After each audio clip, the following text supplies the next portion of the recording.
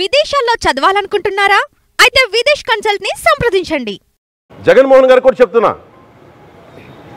మీరే గనుక నేనే గనుక సనాతన ధర్మం మీద పోరాటం చేయాలని నన్ను ఆపేవాళ్ళు ఎవరు లేరు ఈ దేశంలో, గుర్తుపెట్టుకోండి. నేను గనుక సనాతన ధర్మం కోసం నేను పోరాటం చేస్తే చచ్చిపోవడానికి సిద్ధం నేను. కానీ నేను అక్కడి దాకా తీసుకెళ్ళిన విషయాలు, దానికి నిదర్శనమే రామతీర్థాస్ రాముల వారి విగ్రహం శిరిచ్ఛేదం జరిగినప్పుడు ఒక్క మాట మాట్లాడకుండా చెప్పి కూర్చున్నాను. ఆ తెలివితేట లేక మీ ప్రభుత్వాన్ని కిందకి తీసుకొచ్చి అధాపాతాలను తొక్కిన మేము మాకు శక్తి లేదనుకుంటున్నావా? ఉండవనుకుంటున్నావా?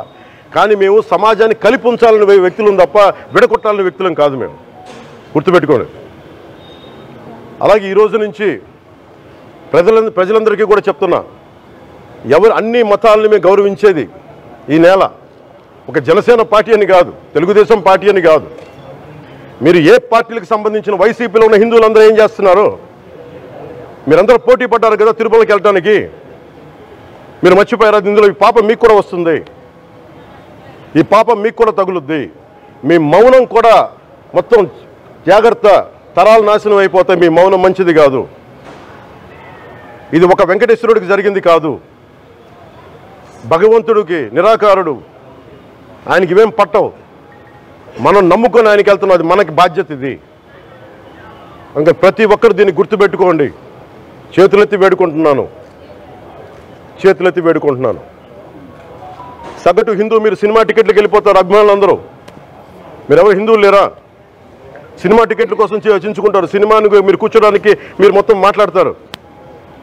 అందరిని అడుగుతున్నా, అందరు మొత్తం భారతదేశపు యావత్తు ఉన్న సినిమా అభిమానులను అడుగుతున్నా, మీరందరూ హిందువులే కదా, అత్యధికులు హిందువులే కదా. మీకు బాధ్యత లేదా? మీకు మీ సినిమా హీరోలు, నేను కూడా హీరోనే. నన్ను మించి దేశాన్ని చూడమని, సనాతన ధర్మాన్ని చూడమంటున్నా. మీ కన్వీనియంట్గా కూర్చోబెట్టి హీరోలను ఎత్తడం కాదు, నన్ను ఎత్తడం కాదు. ధర్మం విఘాతం కలిగినప్పుడు ధర్మానికి మీరు మాట్లాడటం మీ బాధ్యత. నా తరం మేము కష్టపడుతున్నాం, ముందుకు వచ్చాం. ఎవరి కోసం పడుతున్నాం ఈ కష్టాలు? మాకు సరదా కాదు. ప్రతి ఒక్కరి ఇష్టానికి వచ్చి మాట్లాడుతూ ఉంటే బాధ కలుగుద్ది. అయ్యప్ప స్వామి దీక్ష చేసే వాళ్ళ మీద ఎంత ఇష్టారాజ్యంగా మాట్లాడతారు. ఇదే మీరు ఎవరన్నా సరే ఇస్లాం మీద మీరు గొంతు ఎత్తగలరా? ఎందుకంటే రోడ్ల మీదకి వచ్చి కొడతారని మీకు భయం, అందుకు మీరు మాట్లాడరు. హిందువులు అంటే మెత్తని మనుషులు కదా, తోటి హిందువు కదా, మీరు ఏదైనా మాట్లాడచ్చు. మీకు నమ్మకాలు లేకపోతే మీరు ఇంట్లో కూర్చోండమ్మా. మీకు నమ్మకాలు లేకపోతే ఇంట్లో నుంచి బయటికి రాకండి, మమ్మల్ని ఏం అనకండి.